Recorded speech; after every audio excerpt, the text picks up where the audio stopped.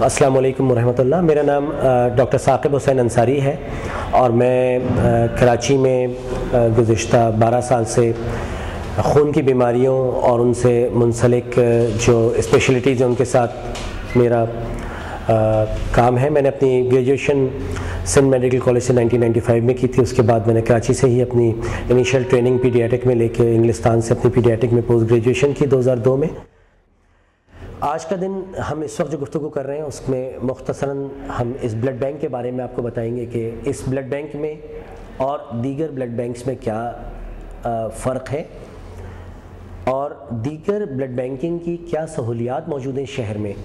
اور یہ blood bank اس میں کیا ڈفرینس پیدا کرے گا. اور تیسری بات یہ کہ کیا یہ کوئی ایسا عمل ہوگا کہ جس میں حصہ دینے سے میری آپ کی عاقبت سنور جائے اور ہمارے اس جہاں سے جانے کے بعد یہ ہمارے لیے صدقہ جاریہ ثابت ہو. اب گفتگو کرتے ہیں کہ بلڈ ڈونیشن کیا ہوتا ہے. بلڈ ڈونیشن کا جو سب سے مشکل مرحلہ ہوتا ہے وہ ہوتا ہے انٹرویو، کہ جس وقت آپ پرائیویسی میں 1:1 پہ جو خون دینے آیا ہے اس کے ساتھ گفتگو کر رہے ہوتے ہیں اور اس کی زندگی کے معاملات کے بارے میں، اس کی صحت کے بارے میں سوالات کر رہے ہوتے ہیں. اب بعض اوقات وہ اتنے چھپے ہوئے مخفی سوالات ہوتے ہیں کہ جو بہت سے لوگ بہت سی باتیں شیئر نہیں کرنا چاہ رہے ہوتے. اس بات کو ذہن میں رکھتے ہوئے ہم نے یہاں پہ ڈیزائننگ ایسی کی ہے کہ بہت ہی کلوز کانٹیکٹ کے ساتھ جو آدمی جو سائنٹیفک آفیسر ہمارا بلڈ ڈونر ایریا کا جو ہمارا سائنٹیفک آفیسر ہے وہ انٹرویو کرے بلڈ دینے والے سے. اگر یہ مرحلہ کامیابی کے ساتھ ہم انجام دے دیتے ہیں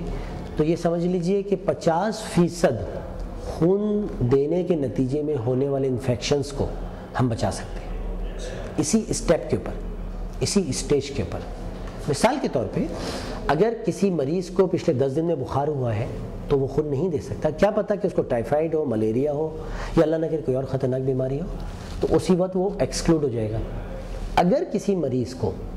ہیپیٹائٹس یعنی پیلیا، جانڈس گزشتہ 1-2 سال میں ہوا ہے تو وہ خود نہیں دے سکتا. کیا پتہ کہ اس کو ہیپیٹائٹس بی یا سی ہوا ہو، تو اس کو انٹرویو میں ہی ایکسکلوڈ کر دیا جاتا ہے.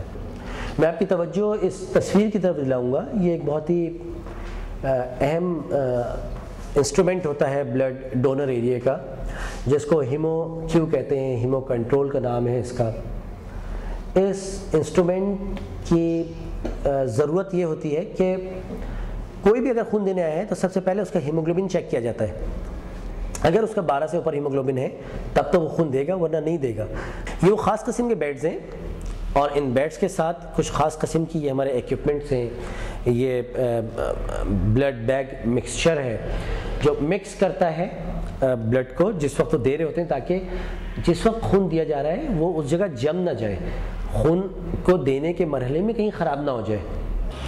یہ وہ ڈپارٹمنٹ ہے جس کو ہم بائیو کیمسٹری کہتے ہیں، اور یہاں پہ ہم hepatitis B, C, HIV، Cobas کی، روش کی اس state of the art equipment کے اوپر کریں گے. یہ ایلائزا بیس ٹیکنیک کہلاتی ہے. یہ وہ بلڈ بینک کا اوریجنل ایریا ہے جس کو پرپسفلی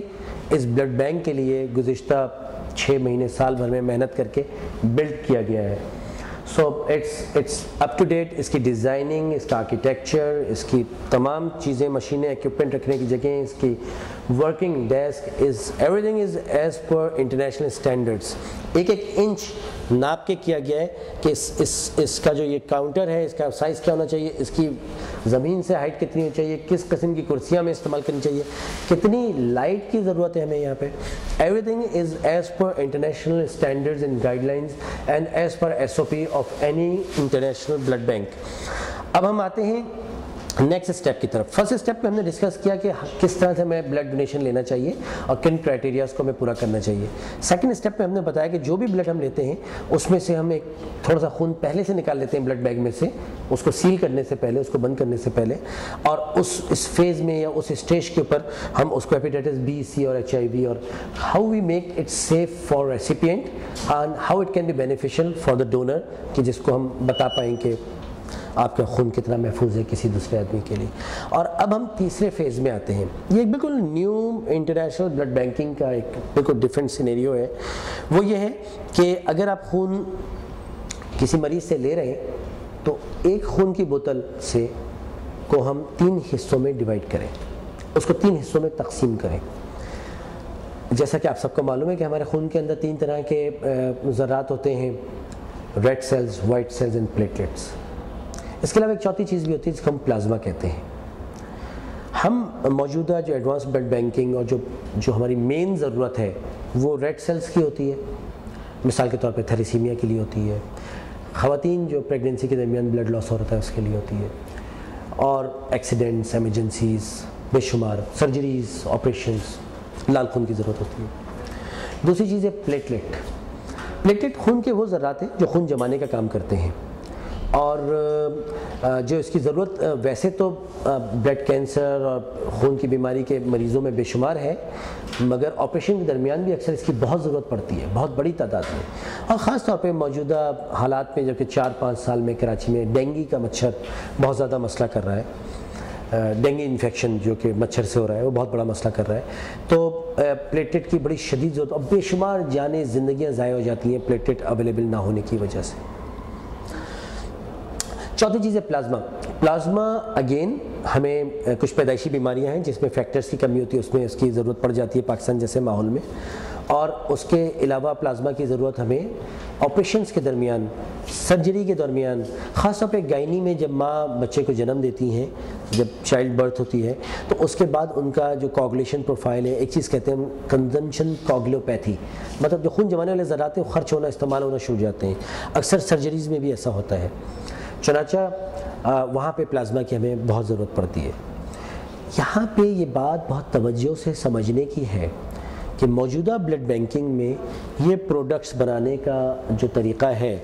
اس مشین میں ڈال کے اس طرح سے اس خون کی بوتل کو گول گھمایا جاتا ہے، اور اس کے نتیجے میں 3 بلڈ بیگز الگ کر لیے جاتے ہیں، لال خون، پلازما اور پلیٹلیٹ. چنانچہ ایک دیا ہوا خون، ایک آدمی کا دیا ہوا خون 3 زندگیاں بچا رہا ہے، 3 مختلف مقاصد کے لیے اس کا خون استعمال ہو رہا ہے، پہلی بات. اور دوسری بات جو تھوڑی سی شاید سادہ ڈاکٹری والی اور سائنٹیفک ہو جائے، مگر اگر آپ اس کی روح کو سمجھیں گے تو آپ کو زیادہ سکون ملے گا، آپ کو زیادہ سمجھ میں آئے گا کہ اگر میرے ایک 10 کلو کے بچے کو پلیٹلیٹ اس کے کام نہیں کرتے، اس کو پلیٹلیٹ کی ضرورت ہے، تو اس کو 10 کلو کے یا 20 کلو کے بچے کو میں 2 سے 3 پلیٹلیٹ کے بیگز لگاؤں گا. 2 سے 3 پلیٹلیٹ کے بیگز 2 سے 3 آدمیوں سے لیے گئی خون کی بوتل سے نکلیں گے، مگر ایک 20 کلو کے بچے کو میں 2 سے 3 خون کی بوتلیں تو پوری نہیں لگا سکتا. پلیٹلیٹ تو 70 سی سی نکلا، 70 C C out of 500 C C اس پلیٹلیٹ. ایک 20 کلو کے بچے کو میں 4 یونٹ پلیٹلیٹ کے لگا سکتا ہوں. تو یہ وہ گوند ہے جو خون جمانے کے کام آتی ہے، اور کیونکہ اس کے پلیٹلیٹ کام نہیں کر رہے، یا آپریشن کے درمیان اس کے پلیٹلیٹ خراب ہو گئے، یا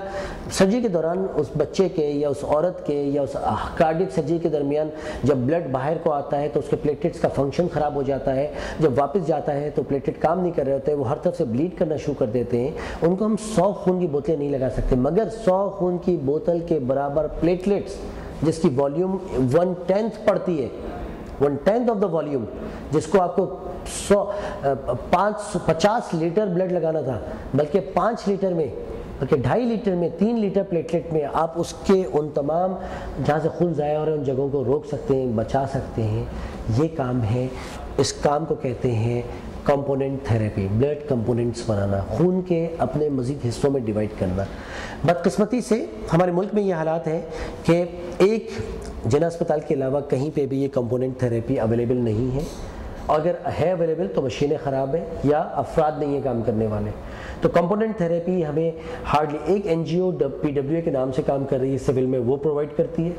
جنا اسپتال میں پرووائڈ ہو رہا ہے، باقی پورے شہر میں سناٹا ہے. شاذ و نادر کہیں پہ ہمیں کمپوننٹ تھیراپی ملتی ہے. آج سے 2-4 سال پہلے تک تو ان جگہوں پہ بھی مشکل تھا، بس 2-4-5 سال میں ان جگہوں پہ اویلیبل ہو گئی ہے. باقی پرائیویٹ اور دیگر بلڈ بینکس میں تو یہ ایک بہت بڑا المیہ، بہت بڑا مسئلہ ہے. پھر بھی کراچی کے کچھ بڑے اداروں میں یہ آپ کو کمپوننٹ تھیراپی اور یہ ایکوپمنٹ جو کہ خاصا مہنگا ایکوپمنٹ ہے، بہت زیادہ اس کی قیمت ہے، شاید اس وجہ سے یہ 21 لاکھ روپے کا ایکوپمنٹ ہے، شاید اس وجہ سے ہر بلڈ بینک اس کو نہیں افورڈ کر سکتا. ہمارے ویژن میں، ہمارے پروٹوکول میں، ہمارے پلان میں، ہمارے پروگرام میں یہ سینٹریفیوج موجود ہے. ہم اس سینٹریفیوج سے بلڈ پروڈکٹس بنائیں گے. کتنی سادہ سی عام سی بات ہے کہ اگر ایک 10 کلو کے بچے کو آپ 4 خون کی بوتلیں لگائیں گے، وہ تو خون زیادہ جسم میں ڈالنے سے مر جائے گا، وہ تو 2 بلڈ پہ 3 بلڈ پہ ہی مر جائے گا۔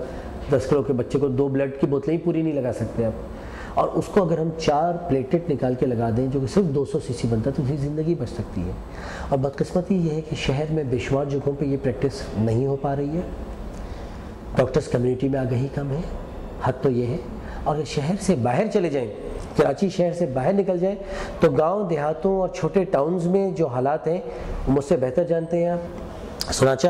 ہمارے بلڈ بینک کا اگر میں کہوں گا کہ جو بہت ساری اسٹرینتھ ہیں ان میں ایک بہت ہی خاص اسٹرینتھ ہے کہ ہم component therapy which is the most recent advance research based evidence based guide lines based therapy, وہ تھراپی ہم پرووائڈ کریں گے جو برٹش گائیڈ لائنز اور امریکن گائیڈ لائنز کا خاصہ ہے، جو پاکستان میں بہت چند جگہوں پہ اویلیبل ہے، وہ انشاءاللہ تعالیٰ اس بلڈ بینک کے تحت ہم پرووائڈ کریں گے۔